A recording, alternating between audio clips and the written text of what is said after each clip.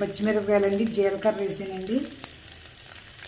కూరలు ఎక్కువ తినాలండి, అందుకే చేస్తామండి. ఇవన్నీ మీకు రాగి చూపు అందరూ కాచుకుంటారండి, కాచుకోరండి మనుషులు.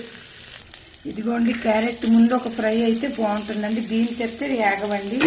ఇదివరకే పేదోడు భోజనం అనేవాడు, ఇప్పుడు ఉన్నోడికి ఇది భోజనం కంటే ఎక్కువ విలువైపోయిందండి ఇప్పుడు.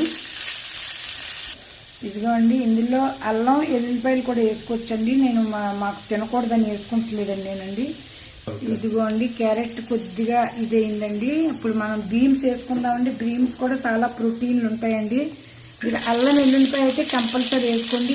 పచ్చి ఎల్లుల్లిపాయ తినడం చాలా మంచిదండి. నేను తినకూడదని కొన్ని విషయాల వల్ల నేను వేయలేదండి. చూడండి కూరలే ఎక్కువ ఉన్నాయండి. ఇదిగో పేదవాళ్ళు భోజనం అండి అప్పట్లో. ఇదిగోండి ఒక స్పూన్ కాసుకుంటే బోళ్ళు జావ అవుతుందండి. ఇదిగోండి కలిపి ఉంచుకున్నానండి. ఇదిగోండి డీప్ ఫ్రై కూడా ఎక్కువ చేయకూడదండి. డీప్ ఫ్రై వల్ల కూడా చాలా ఇది ఉన్నాయి, అందుకే నూనె తక్కువ వేసి ఖాళీ బాయిల్ అయ్యేటట్టు చేసానండి. ఇందులో ఇప్పుడు 2 గ్లాసులు నీళ్లు పోసుకుని మనకి ఏ విధంగా పలుచుకుంటే కొత్తిమీర కూడా వేసుకుందామండి.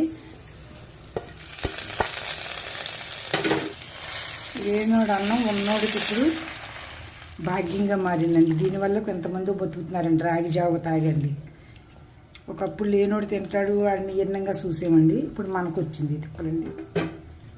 ఇదిగోండి ఉప్పు తగినంత అండి, మీరు ఎంత జావ కాసుకుంటారో దాని లెక్క ప్రకారం అండి. ఇదిగోండి జీలకర్ర పొడిని చాలా వాటికి ఉపయోగం అండి. గ్యాస్ట్రిక్ అనగా వీటికి అనగా గ్యాస్ పట్టినప్పుడు, గ్యాస్ పట్టినోడు ఎవడు లేడండి. ఇదిగోండి అప్పట్లో ఒక చిటికెడు కాసుకుంటే అందరికీ సరిపోయేదండి, ఒక అద్దపావు అయితే. ఇది అంటే ఇంటిల్లి పాతి తినేవారన్న ఆనపకాయలు మీకు గుర్తుందో లేదో అండి.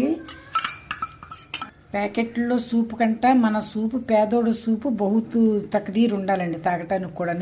ప్యాకెట్ తెచ్చుకుని రెడీమేడ్ సూప్ ఏం బాగుంటుందండి. ఇది చూడండి, ఇందులో మీకు కావాలితే జీలకర్ర పొడి కానీ నిమ్మరసం కానీ పెరుగు కలుపుకుని ఎలా ఇష్టమైతే అలా చేయొచ్చండి. ఆనపకాయలు అప్పట్లో సూప్ వేసుకుంటే అది ఎలా ఉండేదంటే అండి, ఫ్రిడ్జ్లో పెట్టినట్టు ఉండేదండి. ఆనపకాయ కోసం ఇప్పటికీ ఒడిస్సాకేసి రాయగడకేసి నడుస్తుంది అదండి. అక్కడ వాళ్ళు అందరూ అన్నం తిన్నారంటే పొడి అన్నం అది ఎంతో గొప్ప అండి. మేమున్న ఏరియాలో కూడా మేము పొడి అన్నం తింటున్నామంటారండి. పొడి అన్నం తింటాం అంత. ఇప్పుడు మనకు దరిద్రం పట్టుకుంది ఏంటంటే అండి, మనం తినలేకపోతున్నాం పొడి అన్నం. మనమేమో ఈ జావల్లోకి వచ్చాం, వాళ్ళు పొడి అన్నంలోకి వచ్చారండి. ఇంతకీ ఏంటంటే కష్టపడ్డోడు ఏది తిన్నా రాళ్ళు తిన్నా అరుగుతుందండి, అదండి చెప్పదలుచుకుంది. ఇదిగో అండి నిజం చెప్తున్నానండి, నిజంగా ఎంత బాగుందంటే అండి, అంత ఆనందంగా ఉందండి.